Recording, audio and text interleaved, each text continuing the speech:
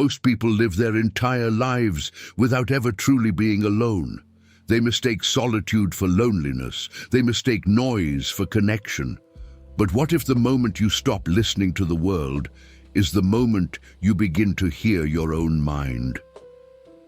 Today, we are going to explore the severe beauty of the solitary path. This is not a journey for everyone. It requires you to strip away the comfort of the crowd and stand face to face with reality. Stay with me until the end, because the final point is often the hardest to accept, yet the most critical for your peace. This path demands an audit of your inner world. Before you can master your environment, you must master your reactions to it. Think about the last time you were truly silent, without distraction. Did your mind immediately seek refuge in the noise of others? If so, you were not in control. The first step is realizing that true peace is not found in avoiding challenges, but in maintaining your composure when challenged. Ask yourself this question: what is the single reaction that costs you the most energy every day?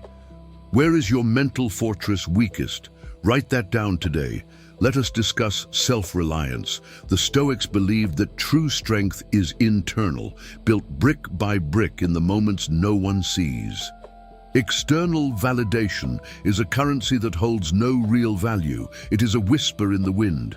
But self-respect, that is the bedrock. When you rely on others for your happiness, you give them the power to dictate your emotional state. Take back that control. The path is walked alone, but it is where you build a self that cannot be broken. What is one small task you have been putting off that would increase your respect for yourself? Do it today, before you finish watching this video. Now, consider the power of deliberate silence. Words are often a form of weakness. They dissipate your energy and reveal your hand to those who do not deserve to know it. The world is desperate for attention. It shouts to be heard. You must do the opposite. You must quietly observe. You must let others speak first. By guarding your silence, you guard your power. Do you feel compelled to explain your actions to others? Why? Consider the strength it takes to stay silent when criticism is aimed your way. True emotional control is not suppression. It is understanding. It is the profound realization that your emotions are not facts, they are visitors. You are the house, not the guest. You do not have to invite every emotion in for tea.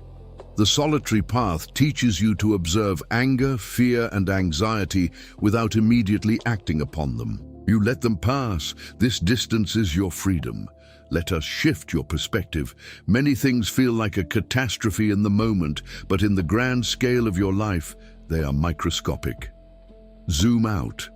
On this path, we learn to look at our problems from a distance, as if we were looking down at a small stone we once tripped over. What seemed like a mountain is now merely an obstacle you walked around. Think of your biggest current stressor. Now, fast forward 10 years. How significant will that stressor be then? This requires daily practice. It is a ritual. The unexamined life is not worth living, and the examined life requires a system. The act of journaling is not just writing, it is the discipline of downloading your thoughts from the chaos of your mind onto the stability of the page. It is how you confront yourself daily. It is how you keep your promises to yourself. If you do not already, will you commit to writing down just 3 things you are grateful for every morning this week? Try it. You must learn the art of detachment. This applies not only to things you desire, but also to things you fear losing. The world is in a constant state of flux. Clinging to people, possessions, or situations that are guaranteed to change is a guarantee of suffering. The solitary traveler learns to appreciate the view, but never unpacks their bags permanently in any situation. You remain free by remaining unattached. The final stage is what we might call the great return. After detaching from the noise, the drama, and the external validation, you are finally ready to engage with the world, not because you need it, but because you can now contribute to it from a place of strength rather than weakness. The path leads you into solitude, but it often leads you back to service. Walking the solitary path is not an escape from the world. It is a deeper engagement with it, on your terms. It is how you find the strength to stand alone, so that you do not fall for anything. You have spent 30 minutes considering this journey. This is not time wasted. It is the first step of a new foundation.